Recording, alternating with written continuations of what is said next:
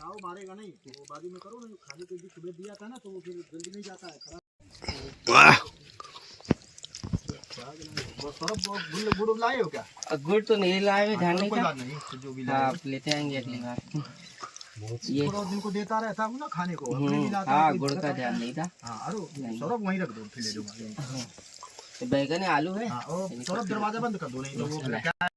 आज हनुमान जन्मोत्सव है। हाँ हनुमान जी का है ना। हाँ, वहाँ लैना बाबा सरकार में 5.25 लाख हनुमान चालीसा का पाठ था। अच्छा अच्छा, कहाँ पर? लैना बाबा जो है ना श्री रामपुर में। कौन बाबा? लैना बाबा। अच्छा अच्छा, हाँ हनुमान जी हैं। हाँ तो 5.25 लाख का संकल्प किए थे। तो जो भी उनके भक्त है सब कम से कम 400-500 आदमी तो दिख ही रहा था, और ज्यादा ही था। हाँ, और ज्यादा ही रहा। ये श्रीरामपुर में है। हाँ, सभी गांव में है कि गांव बाहर है? बाहर है, बाहर है गांव से थोड़ा। ये जो जंगल सरीका है कि गांव नहीं, मैदानी इलाका है? मैदानी इलाका ही है ये। जैसे हाँ नहीं, जैसे सीतापुर से जाएंगे ना, ये श्रीरामपुर वाली रास्ता से बाईपास से, तो वहीं रास्ते में। हाँ वहीं से श्रीरामपुर में जो चौराहे से रास्ता गया वहाँ से कितना किलोमीटर है? 1-1.5 किलोमीटर है। मतलब सीतापुर से पास में पड़ता है। हाँ, सीतापुर से 2-3 किलोमीटर कहो पड़ जाए। हाँ, 3-4 किलोमीटर। गांव का नाम है कि शहर का? मार्केट ही है, कस्बा टाइप का। कस्बा टाइप है, छोटा। तहसील नहीं, तहसील नहीं, तहसील तो अपनी। अब मेन रोड में बसा है। अच्छा अच्छा, हाँ तो मान लीजिए कस्बा टाइप का ही है। अच्छा, ये लैना बाबा जिनको बोलते हैं, ये उन्हीं उनका वही आश्रम है? हाँ, बहुत सिद्ध मूर्ति है महाराज जी। तो 5.25 लाख हनुमान चालीसा, 5.25 लाख हनुमान चालीसा। हाँ, और 5.25 कुंटल लड्डू का प्रसाद, और बहुत सारे लोग बैठ के वह हनुमान चालीसा पढ़ रहे हैं। अच्छा, मूर्ति का है हनुमान जी का खाली है कि और कोई भी देवी? हनुमान जी का है, राम जी का भी है बगल में। हाँ।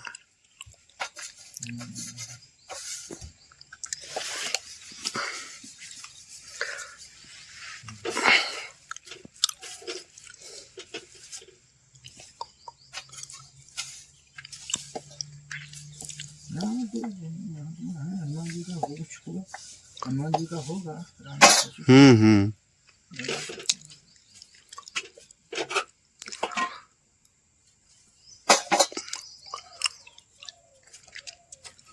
कल आए थे वो, क्या बोलते हैं उसको, वीरेंद्र आया था।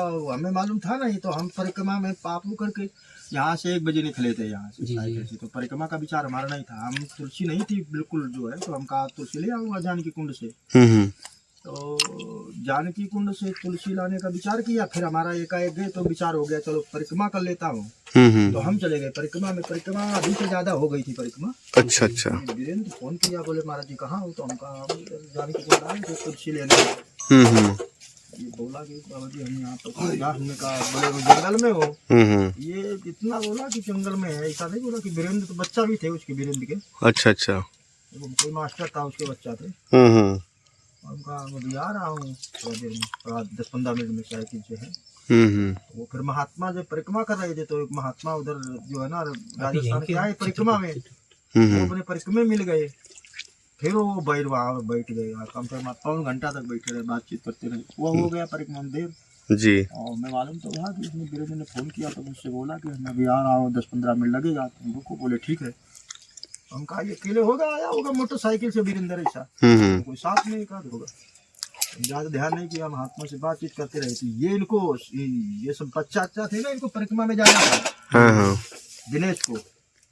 ये फिर विचार हुआ, बाबा जी 10 मिनट को बोला था, टाइम तो ज्यादा हो गया, आधा 1 घंटा होने जा रहा है। तो हम फिर इनको रास्ता मिल गए, यहाँ मिश्रा होटल नहीं बना है? हाँ बना है रोड पर, वहाँ पर आए। तो ये हमको तो, हम तो नहीं देख पाए, अपना साइकिल चला रहे थे अपने धुन में। ये इसकी निगाह पड़ गई होगी वीरेंद्र की, आगे बैठा था ना गाड़ी के, 4 पहिया वाली गाड़ी थी। तो ये देखा तो पिछले जो है देखा गाड़ी में बच्चा थे और पुरुष के जाता। तो हम फिर देखा, हम कहा गए जंगल, बोले महाराज जी गए थे। हम कहा हमें थोड़ा मालूम था, हम वीरेंद्र ने फोन किया तो हम समझा वीरेंद्र होगा, अकेले आया होगा। फिर हमसे कहा कि चलो, तो वो बोला हम परिक्रमा जाएंगे महाराज जी, तो देर होगा बच्चों के लिए जाने में, देर होगा तो ठीक है। तो चला गया। कहने का मतलब ये कल आया तो हम अचानक से विचार हो गया होगा इनका है, तो हमें मालूम नहीं था। और तुम 1 बजे यहाँ से निकले तो साइकिल से जाओ तो देर लगता है ना, जी महाराज जी। टेम्पो वेम्पो से जाओ तो वो फिर उसमें थोड़ा जल्दी पहुँच सकते हैं। तो हम आज तुलसी लेके आ जाऊंगा जल्दी कल। वहाँ गए तो जानकी कुंड गए तो तुलसी तो ले लिया, फिर विचार हुआ कि परिक्रमा कर लेता हूँ, यहाँ आए हो शाम तक चलूंगा। फिर इसका फोन आया, पहले उधर भी आया था तो दिनेश से।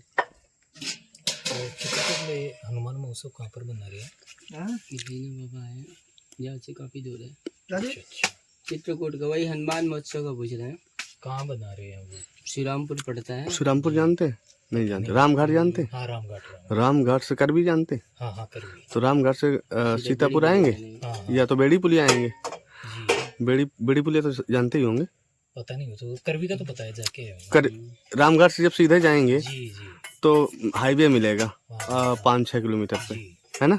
एक करबी तरफ को जाते हैं, एक बांदा तरफ को चले जाते अच्छा हैं। अच्छा, तो जो पहला कस्बा पड़ेगा जी ऐसे बांदा तरफ जाएंगे तो श्रीरामपुर ही है। फिर वहाँ से ऐसे टर्न मारेंगे चौराहे से, अच्छा अच्छा, तो फिर 2 रास्ते मिलेंगी। एक सीतापुर को आती है, एक लैना बाबा को जाती है। तो राइट वाले में लैना बाबा चले जाएंगे। तो वहाँ कार्यक्रम हो रहा है। 1.25 लाख ये हनुमान चालीसा जो हाँ, आज आदमी 5.25 लाख आज आदमी पूरी करना होगा। हाँ, आदमी पढ़ रहे हैं। करना है। हाँ, भगवान के भोग मिलती है। हाँ, तो कर सकते हैं, ज्यादा आदमी हैं। महाराज जी वो प्रसाद गिर रहा है, प्रसाद गिर रहा था।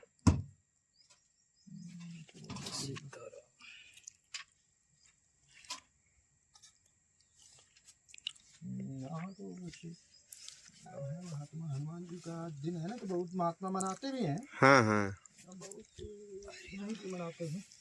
जैसे 11 है, बहुत महात्मा अयोध्या वृंदावन चित्रकूट में मनाते हैं। हम्म।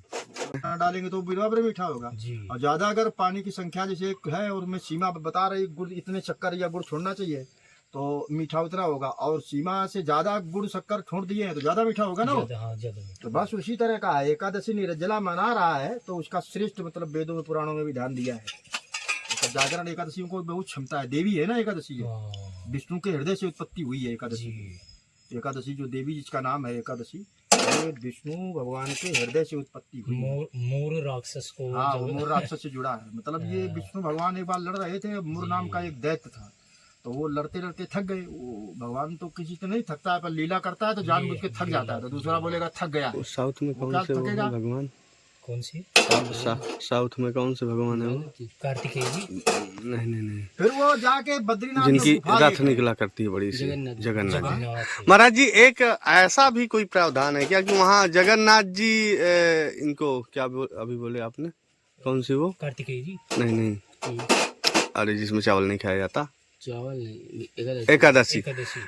तो वहाँ पर एकादशी को अपने पीछे मंदिर के पीछे लटका दिए थे, ऐसी कहावत है। ऐसा जानते हो, ये संसार है, संसार में कोई किसी में मगन है, कोई उसी एकादशी देवी है। जैसे वो देवी की इसकी क्षमता बहुत है देवी की। जैसे दुर्गा भी देवी है और सरस्वती देवी है, तो दुर्गा भयंकर देवी बोली जाती है ना। इसको विनाश करने की ड्यूटी दी गई है दुर्गा को, और देवी दोनों है। तो जो जिसको ड्यूटी दी गई है भले भयंकर है, और जो काम दे दिया गया तो भयंकर काम वो करेगा, नहीं करने वाला तो भी करेगा। तो इस तरह से कहने का मतलब देवी सब है। तो ये जो एकादशी है ये देवी है। ये मुर नाम का एक दैत्य था, विष्णु से लड़ रहा था, तो विष्णु भगवान उससे जीत नहीं पा रहे थे कि इसको कैसे मारे।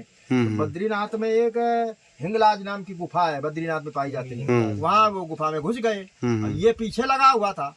ये वहां पर पहुंचा तो देखा कि ये जहाँ चादर उड़ के सो गए, तो बोले ये डर के मारे भागा, लड़ नहीं पाया।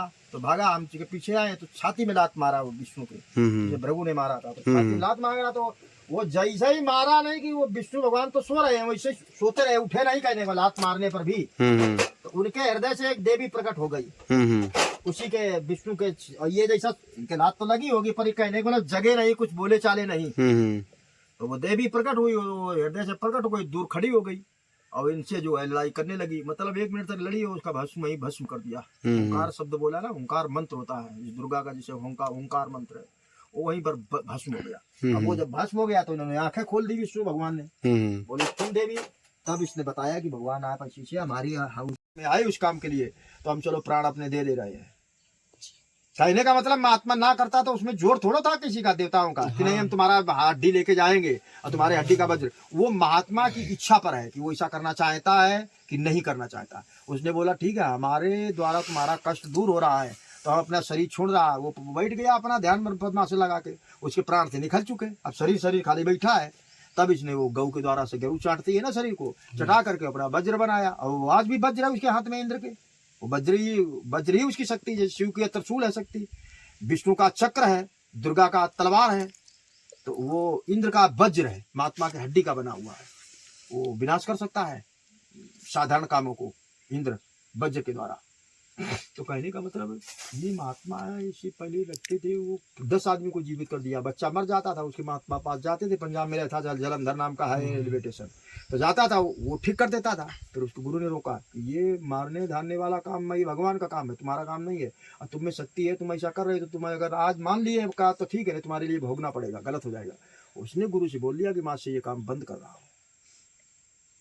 वो बिल्कुल एकदम, तो गुरु की बात नहीं मानेगा तो गलत हो जाएगा ना। जी। कहने का मतलब जीवित कर देते थे, और भी महात्मा है धरती पर, वो जीवित कर देते हैं। वही खाली पंजाब की बात नहीं, वो करना चाहता है तो महात्मा पर बात है। वो ना कर देगा तो भगत बोलेगा बाबा, वो फिर बोलेगा नहीं दोबारा जीवित वाले के। जीवित करने की शक्ति वो चाह रहा है तब करेगा, नहीं चाहता वो फट भगा देगा, कर देगा ही नहीं।